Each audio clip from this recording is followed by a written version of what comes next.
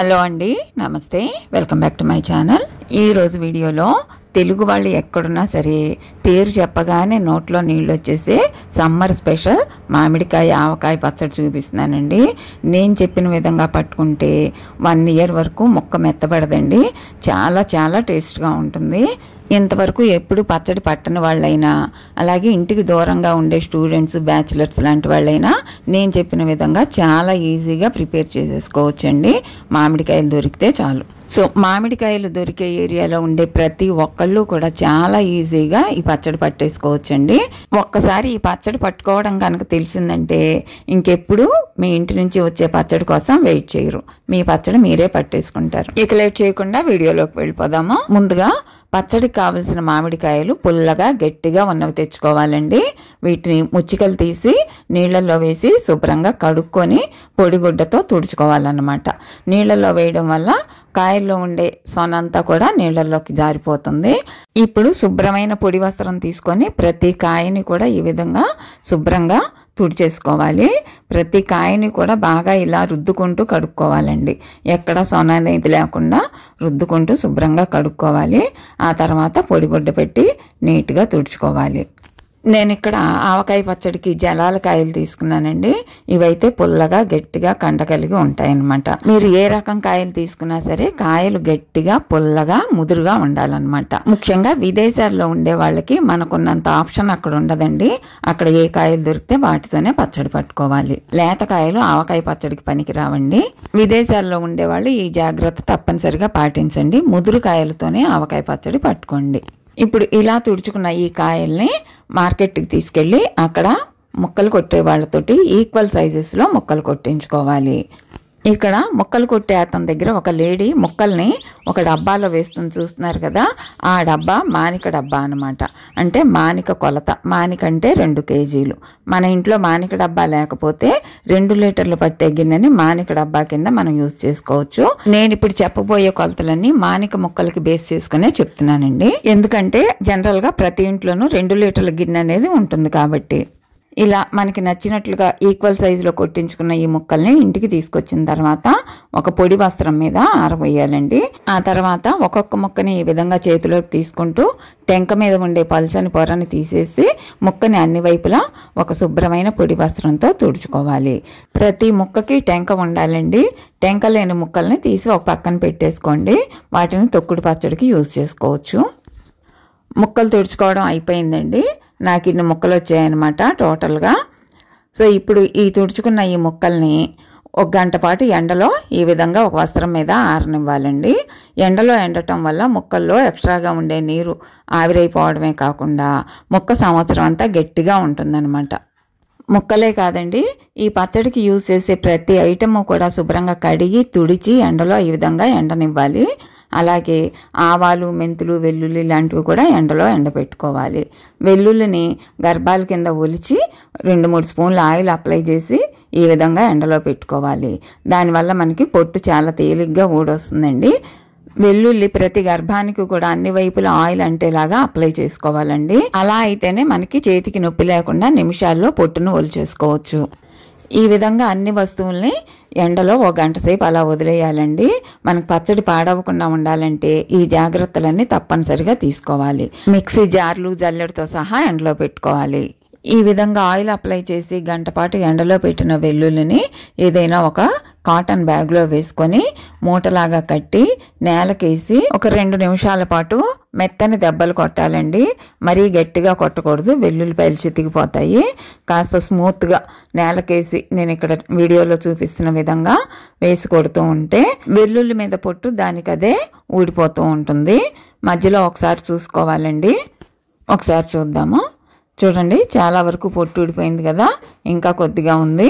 So మళ్ళీ ఇందాకట్లాగానే మెత్తన దెబ్బలు మరో 2 నిమిషాలు ఈ విధంగా నేలకేసి కొట్టాలి.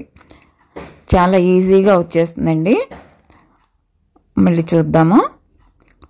ఇప్పుడు చూడండి, చాలా వరకు వచ్చేసిందండి. ఇక ఏం లేదు. ఇప్పుడు వీటిని చెరుక్కోవటమే. చెరుక్కుంటే పొట్టు అంతా కూడా వెళ్ళిపోతుంది. మనకు చక్కగా వెల్లుల్లి గర్భాలు నీట్గా వచ్చేస్తాయి అన్నమాట. దీనివల్ల మనకి చేతికి నొప్పి లేకుండా ఎన్ని వెల్లుల్లిపాయలైనా ఈ విధంగా మనము నిమిషాల్లో పొట్టు చేసుకోవచ్చండి. నేను చెప్పిన కొలతలతో పెట్టుకుంటే ఎన్ని కేజీల పచ్చడైనా చాలా ఈజీగా పట్టేసుకోవచ్చు. ఇక పచ్చడి ప్రిపరేషన్లోకి వెళ్ళిపోదామండి. నేను ఇక్కడ 2 మానికల ముక్కలకి చూపిస్తున్నాను, అంటే 4 కేజీల ముక్కలు అనమాట. దీనికి కావాల్సిన అన్ని పదార్థాలు కూడా రెడీగా చేతికి అందుబాటులో పెట్టుకోవాలి. ముందుగా నేను దబరా గిన్నెలోకి మామిడికాయ ముక్కలు యాడ్ చేస్తున్నానండి. ఇది 2 లీటర్ల గిన్నె అనమాట. ఇది మానిక కొలత. దీంతో నేను 2 గిన్నెలు మామిడికాయ ముక్కలు తీసుకుంటున్నాను. అంటే 4 కేజీల ముక్కలకి నేను ఇక్కడ కొలతలు చెప్తున్నానండి. కాయలు లెక్కొస్తే పెద్ద సైజు కాయలు అయితే 4 కాయలకు 1 మానిక ముక్కలు అవుతాయండి. చిన్న సైజు కాయలు అయితే 7 నుంచి 8 కాయలకి మానేడు ముక్కలు అవుతాయండి. ఇప్పుడు ఈ ముక్కలకి ముందుగా 2 స్పూన్ల పసుపు యాడ్ చేస్తున్నాను. పసుపు ముక్కలన్నిటికీ పట్టే విధంగా బాగా కలుపుకోవాలి. ఆ తర్వాత నేను ఇక్కడ పప్పు నూనె తీసుకుంటున్నానండి. ఈ పచ్చడికి పప్పు నూనె చాలా బాగుంటుంది. ఈ టోటల్ ప్రాసెస్కి నాకు ఆ బాటిల్ ఆయిల్ పట్టిందండి, అంటే 1 లీటర్ ఆయిల్ పట్టింది. ఆల్రెడీ ఒక 150 గ్రామ్స్ వరకు యాడ్ చేశాను.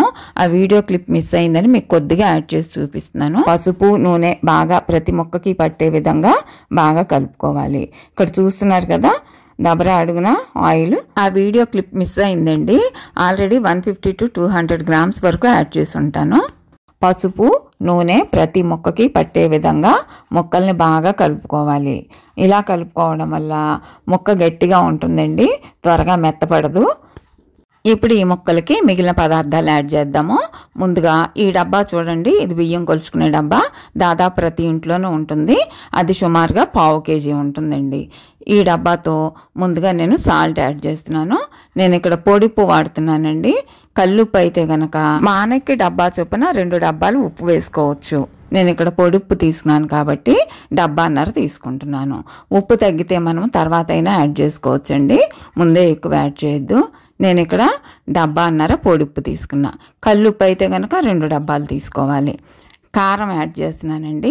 ఈ కారం బళ్ళారికాయలు గుంటూరుకాయలు కలిపి ఆడిచ్చిన కారం అన్నమాట. ఇది 2 డబ్బాలు తీసుకుంటున్నాను.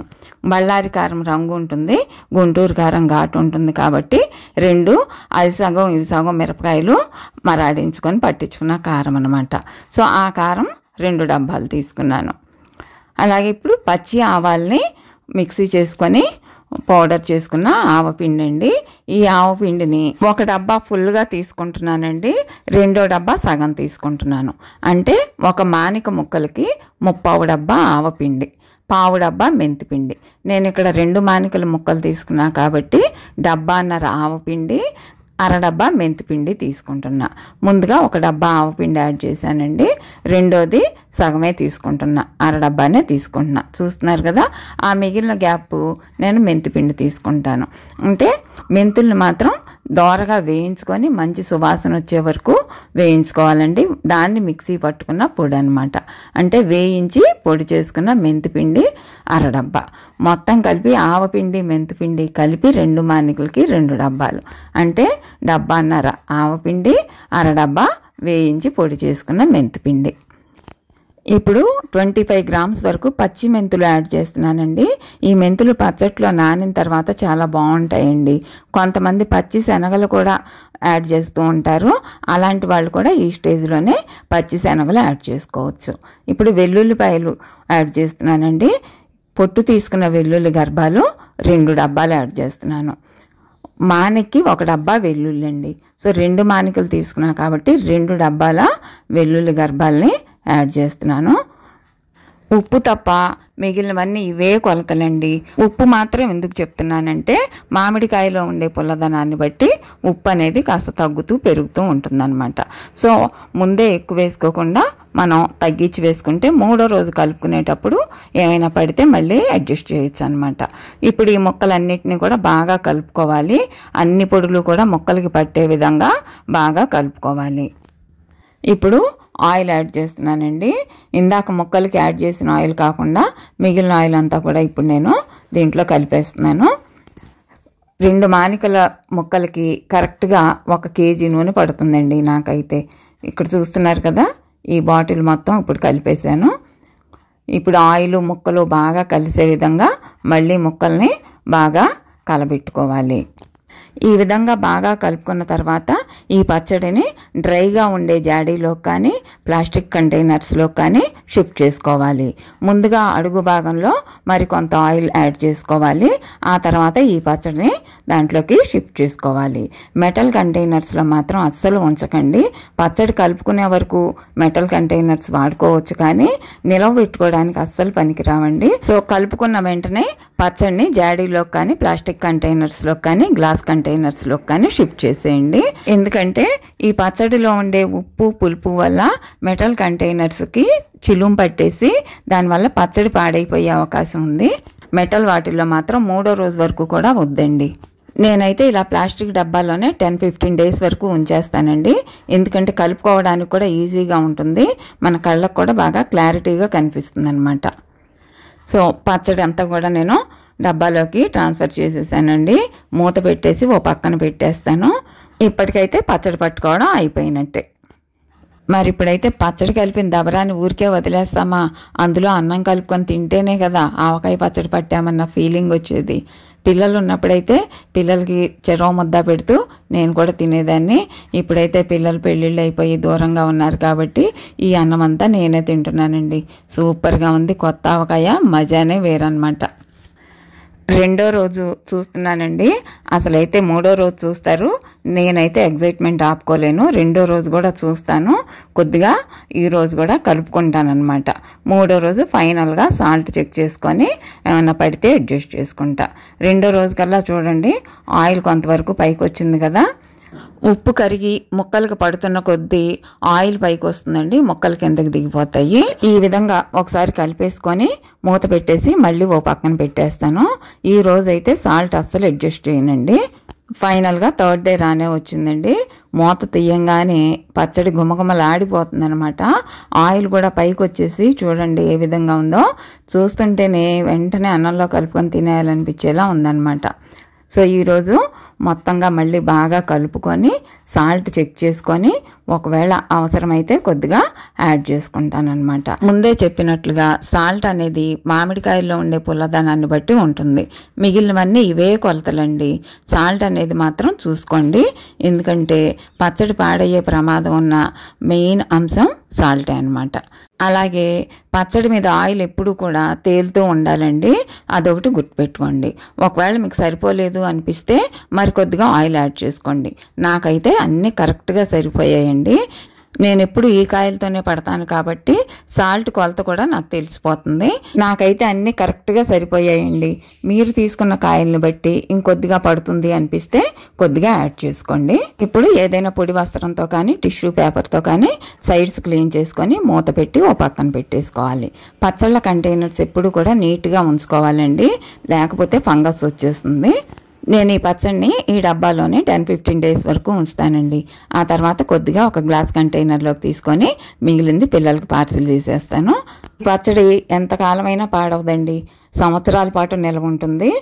వేరే గ్లాస్ బాటిల్స్లోకి తీసుకొని ఫ్రిడ్జ్లో పెట్టుకుంటే రంగు కూడా చెక్కు చెదరకుండా ఉంటుందండి. ఈసారి ఏమాత్రం టెన్షన్ లేకుండా ఈ కొలతలతో ఆవకాయ పచ్చడి పట్టుకోండి, చాలా చాలా టేస్ట్గా ఉంటుంది. చదువుకుంటూ హాస్టల్స్లోను రూమ్స్లోనూ ఉండే పిల్లలు కూడా సూపర్ మార్కెట్ నుంచి రెడీమేడ్గా పొడులు తెచ్చేసుకొని చాలా ఈజీగా ఈ పచ్చడి కలిపేసుకోవచ్చండి.